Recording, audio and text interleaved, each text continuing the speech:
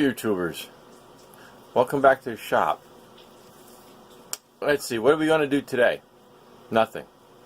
I'm just going to tell you stuff. I'm going to tell you what I'm going to do.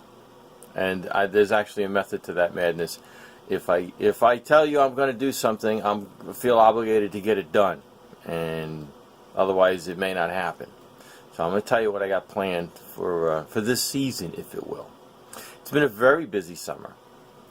I actually did not do much traveling. I stayed home because my oldest boy was taking driver's ed over the summer. So we really couldn't go anywhere, which was a good thing because I wanted to get stuff done around here.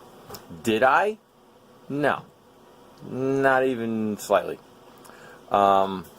We did get involved in a lot of projects. I mean, you know, working on motorcycles and four-wheel drives and all kinds of stuff, none of which got filmed. It just didn't happen. But we're busy.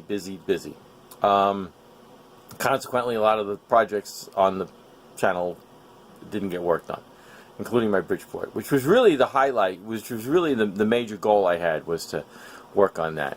And I just realized something. I'm seeing the picture behind me in reverse, and I'm wondering if that's the way it's going to come out in the video. That would be unfortunate. Smartphones, they're not that smart. Anyway, so let me tell you what we're going to do. What have I got going on? Let me get you turned around here, because I don't really like this camera view. Okay, so we got you turned around here. Now, I think I mentioned a while ago, well, let me start where I'm at. Right here, we have a big box going together. My oldest boy, who has recently gotten his ham radio license, has decided he wants to do some stuff with radio, and he's building a box to contain a radio station. It's a fairly large box, but it's going to contain not only his radio station, you know, UHF, VHF batteries, I/O panels, and all the like, but it's going to have a work desk out in front, and it's going to have stuff for RC and ATV because he likes to do FPV with his RC planes and stuff like that. So it's going to have video monitors and all. It's going to have a lot of stuff in it. So big box, and he designed it, and I'm helping him put it together. It's pretty nice, pretty simple. You know, style and rail, inset panels. But nice box. So you'll probably see I've got some footage on this as the pieces were being cut. We're going to sort of montage those together, a la Jimmy DeResta, maybe. You know, high speed, no voice, that kind of thing. Anyway, that's the plan. Moving on. The Bridgeport, well, as you can see, the Bridgeport is exactly the way we left it. I've really gotten to do nothing on these. On the top of the Y here, and hope to get that done soon. I keep saying that, but we're working on it. Trying to get to it. Over here, oh look, fresh meat. This is a Clousing 4002 surface grinder. It is, I think it's a 6x12. It's actually a little more than that, I guess. But yeah, I think they consider it a 6x12. Very beefy, lots of heavy castings, and it's been partially cleaned. I did clean it up a little bit. All the paint came off of the base. And I'm going to really get into it and completely dismantle it. I'm not doing a refurbishment on like with the Bridgeport or anything like that. I'm just cleaning it up.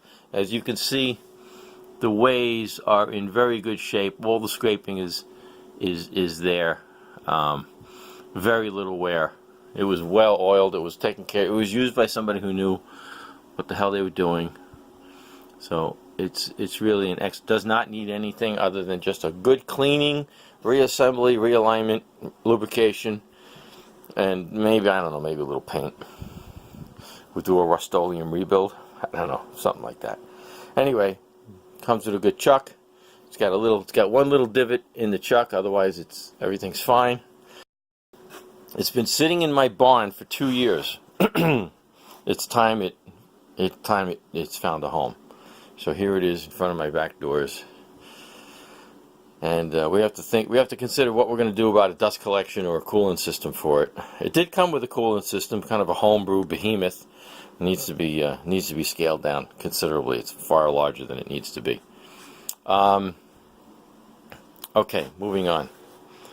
What else do we got going on? Oh, there's the table for the surface grinder. I've removed all of the splash panels, but that's where the magnetic chuck sits, and the ways on the bottom are in very good shape. Okay, let's see what else we got going on. I got an ice cream machine. Yes, indeed. And it works, sorta. We used it for a picnic this, I guess, late spring, early summer. And it worked fine. It worked all day. And we went through about 3 gallons of mix in each tube. And then towards the end of the day, it started to fail, which is why I have it. I have it because it failed, and the price to fix it was kind of exorbitant. It was considered near the end of its life. And so this is going to be probably a refrigeration job, I think.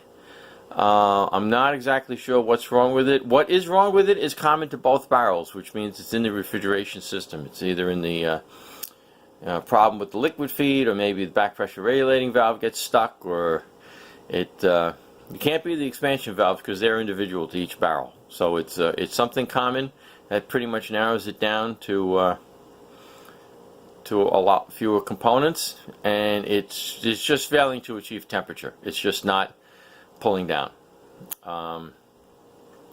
Could be a bypass too. I'm suspect there is a bypass on the compressor from suction to discharge, and I'm thinking that may be sticking open as well, because I am getting heat out of the condenser. I'm getting elevated water temperature out of the condenser, and so on and so forth. So for those of you who don't know about refrigeration, be prepared, because I spent my entire youth around refrigeration, and I'm pretty comfortable with it. It's pretty much second nature. I probably spent more time working on refrigeration as a kid than I did working around engines, but it's kind of maybe 50-50. But the refrigeration was pretty serious. I actually had to make stuff work, because I worked for my dad, and there was no there was no excuse why the ticket wasn't taken care of. What do you mean you got to go back? No, there was no going back. You fixed it. That's it, and you fixed it right. So we'll get into this. Let's see what else. My metrology stuff, none of that's changed, because I really haven't done anything with the scraping on the Bridgeport. And there you go. So I guess that's about it. That's what we've got coming up. Oh, one other thing I do want to show you, and that is these things. This is the good one? No. This is, will you focus? This is a C.E. Johansson microcator. It is a indicator, and see, this one is 10 thousandths, graduated in 10 thousandths, so that would be plus or minus 4 thousandths on this dial. And this one, I'll get into a lot more detail in the video. I've been shooting. I already shot quite a bit of footage on this, but and this one is 10 millionths. That's plus or minus 6 10,000ths from indicator to indicator, 6 10,000ths. So this is super fine. Now, like I said, I'll get into how these work in the video, but they need parts, which I do not have, which I'm going to have to make, which is there's a pile of glass tubes. These are capillary blood tubes. What am I going to do with those? And to fix an indicator? Aren't you curious now? Well, stay tuned. We'll get into that. We got to make parts for these. involving glass tubes and rolling fine flat filaments of wire and all kinds of other cool stuff. Okay, so please stay tuned. There will be things in the pipe, I promise. God willing, and creek don't rise. My antenna is down in the pond again. We've had some severe windstorms come through here, chafed through the nylon rope. I'm going to replace that with stainless steel aircraft cable, and so I'll probably shoot some of that, of my antenna going back up in the air before the snow flies. And I suppose that's about it.